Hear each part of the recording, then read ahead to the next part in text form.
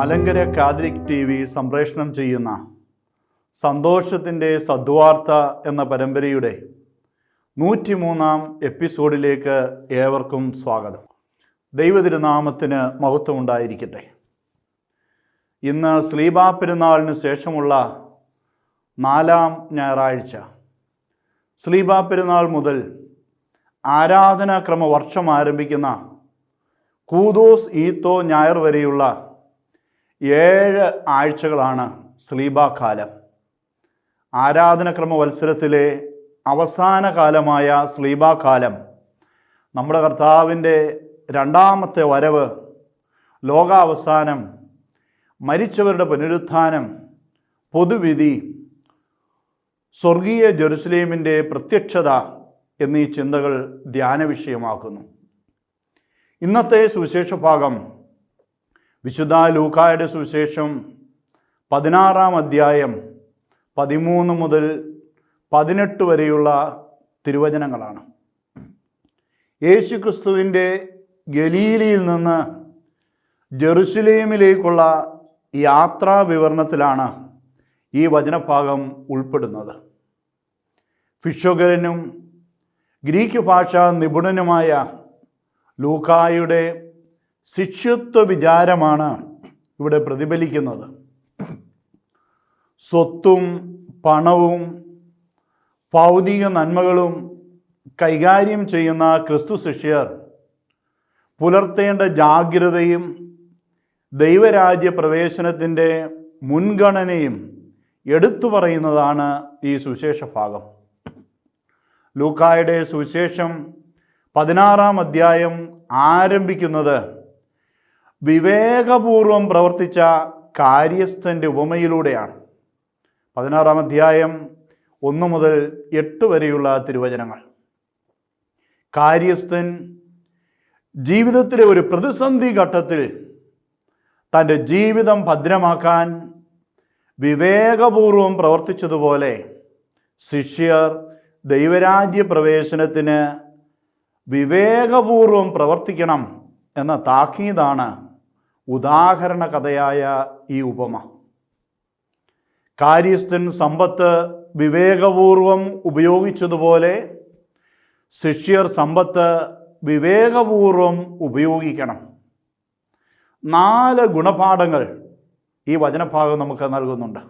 1, സമ്പത്ത് ശിഷ്യരെ കൈവെടിയുമ്പോൾ നിത്യകൂടാരങ്ങളിൽ അഥവാ സ്വർഗത്തിൽ തങ്ങളെ സ്വീകരിക്കാനുള്ള സ്നേഹിതരെ സമ്പത്ത് ഉപയോഗിച്ച് സമ്പാദിക്കണം. സമ്പത്തിൻ്റെ യുഗാന്തമാനം സ്വർഗീയ ജീവിതത്തിനുള്ള വഴി ഭദ്രമാക്കുക എന്നതാണ്. 2, ശിഷ്യർ ദാനശീലരായിരിക്കണം.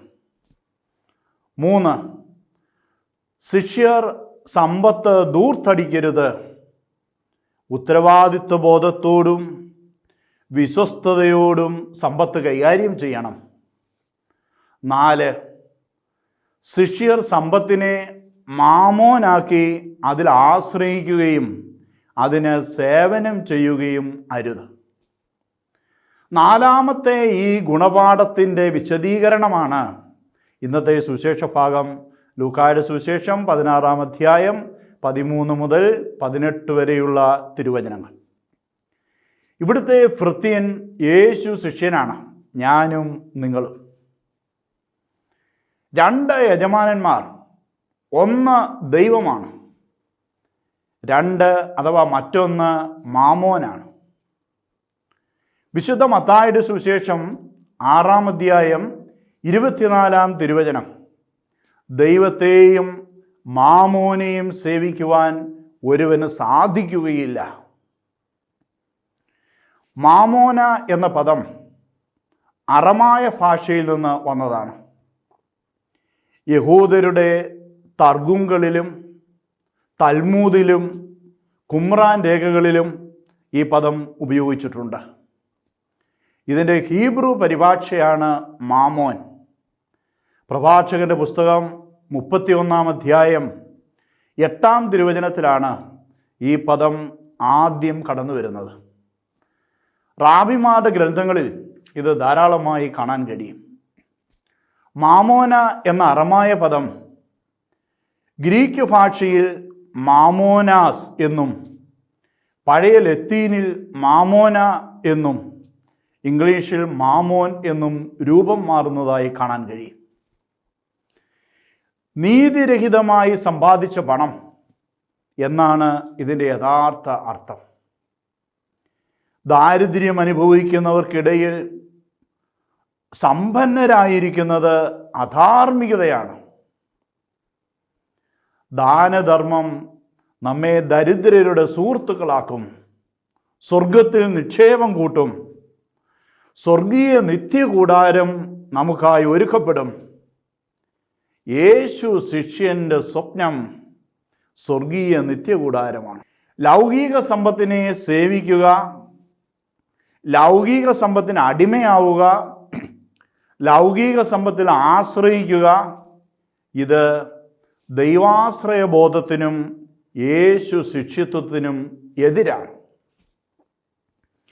ഇവിടെ ധനം മറ്റൊരു വിഗ്രഹമാണ്, ദൈവമാർഗത്തിന് തടസ്സം സൃഷ്ടിക്കുന്ന വിഗ്രഹം. മാമോൻ എന്ന യജമാനനെ സേവിക്കുന്നവൻ ദൈവത്തെ ദ്വേഷിക്കുന്നു. നീ നിന്റെ ദൈവമായ കർത്താവിനെ നിന്റെ പൂർണ്ണ ഹൃദയത്തോടും പൂർണ്ണ ആത്മാവോടും പൂർണ്ണ മനസ്സോടും കൂടെ സ്നേഹിക്കുക എന്ന ഒന്നാമത്തെ കൽപ്പനയുടെ ലംഘനമാണിത്.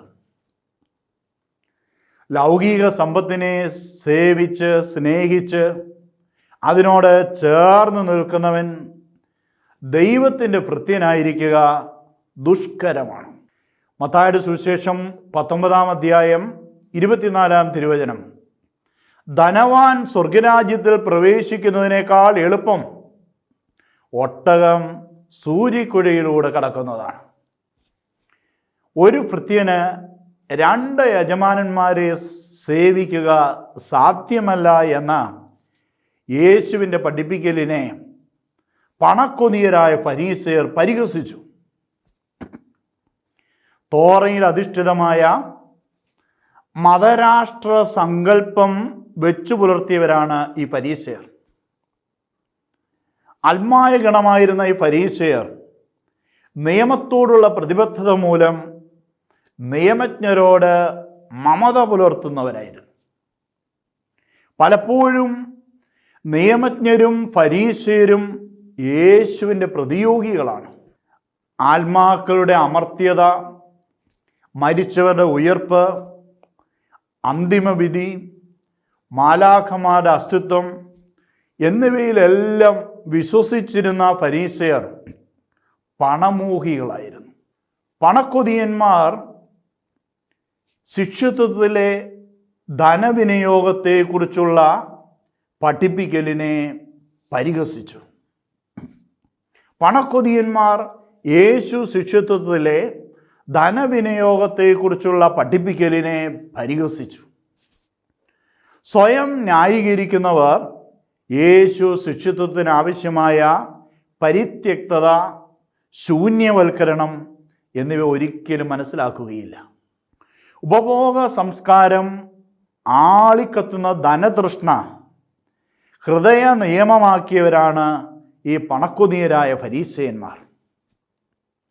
ഹൃദയങ്ങളെ ശോധന ചെയ്യുന്നവനാണ് ദൈവം. മനുഷ്യർക്ക് ഉത്കൃഷ്ടമായത് ദൈവദൃഷ്ടിയിൽ നികൃഷ്ടമാണ്. സ്വർഗത്തിലേക്കുള്ള വാതിലടയ്ക്കുന്ന ധനാഗമം മനുഷ്യദൃഷ്ടിയിൽ ഉത്കൃഷ്ടമാണ്, എന്നാൽ ദൈവദൃഷ്ടിയിൽ നികൃഷ്ടമാണ്. ദൈവദൃഷ്ടിയിൽ ശ്രേഷ്ഠമായത് മാത്രം ചെയ്ത് സ്വർഗപ്രവേശനത്തിനായി കാത്തിരിക്കുന്നവരാണ് യേശു ശിഷ്യർ. അവർ ധനത്തിൻ്റെ ആകർഷണീയതയിൽ നിബന്ധിക്കരുത്. ധനവും ധനാഗമ മാർഗവും ഹൃദയത്തിൻ്റെ നൈർമല്യത്തെ തകർക്കും. ശിശുഹൃദയം പോലെ നിഷ്കളങ്കമായിരിക്കണം യേശു ശിഷ്യൻ്റേത്. നിയമവും പ്രവാചകന്മാരും എന്ന പ്രയോഗം പഴയ നിയമത്തെ സൂചിപ്പിക്കുന്നു. സ്നാപക രംഗപ്രവേശനം പഴയ നിയമ വാഗ്ദാനങ്ങളുടെ പൂർത്തീകരണവും ക്രിസ്തുമാർഗവുമാണ്.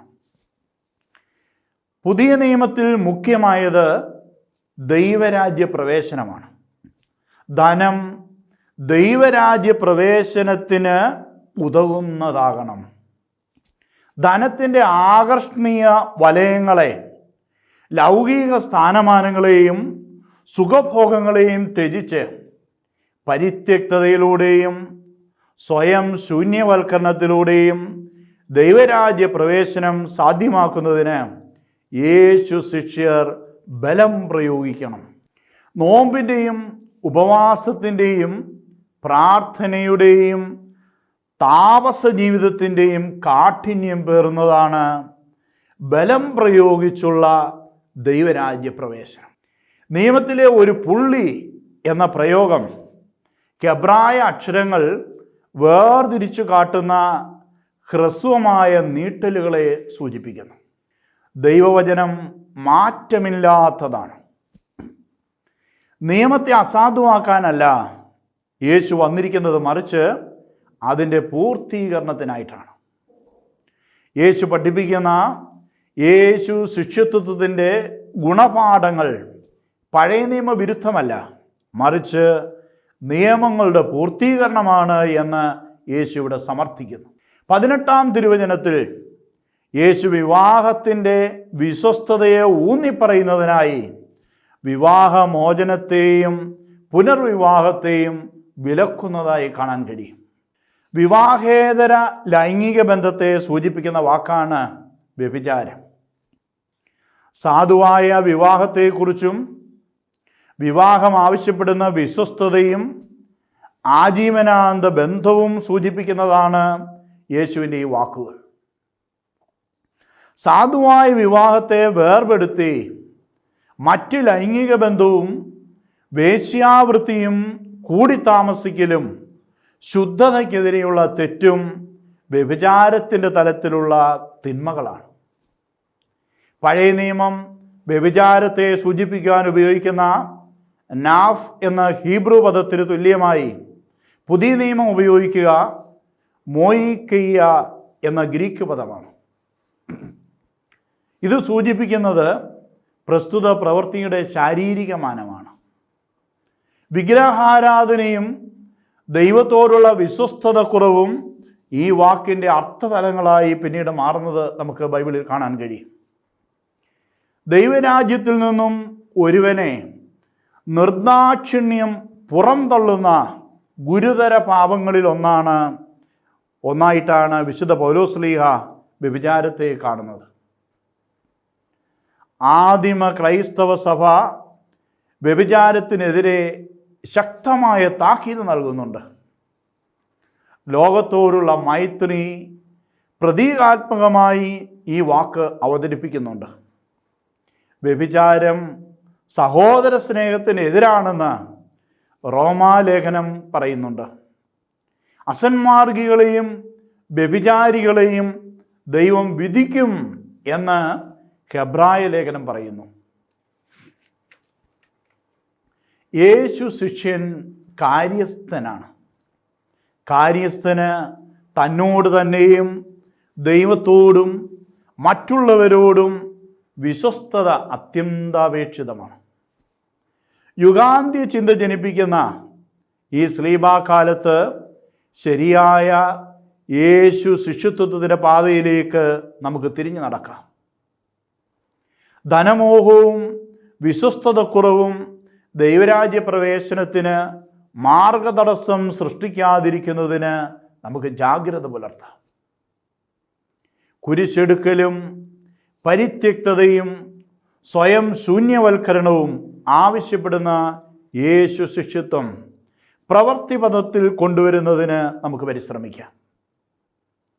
നോമ്പിൻ്റെയും ഉപവാസത്തിൻ്റെയും പ്രാർത്ഥനയുടെയും ദൈവവചന പഠനത്തിൻ്റെയും താപസ ജീവിതം ദൈവരാജ്യ പ്രവേശനത്തിനുള്ള ബലം പ്രയോഗിക്കലാകട്ടെ. യേശു ശിഷ്യൻ കാര്യസ്ഥനാണ്. കാര്യസ്ഥൻ തന്നോട് തന്നെയും ദൈവത്തോടും മറ്റുള്ളവരോടും വിശ്വസ്തനായിരിക്കണം.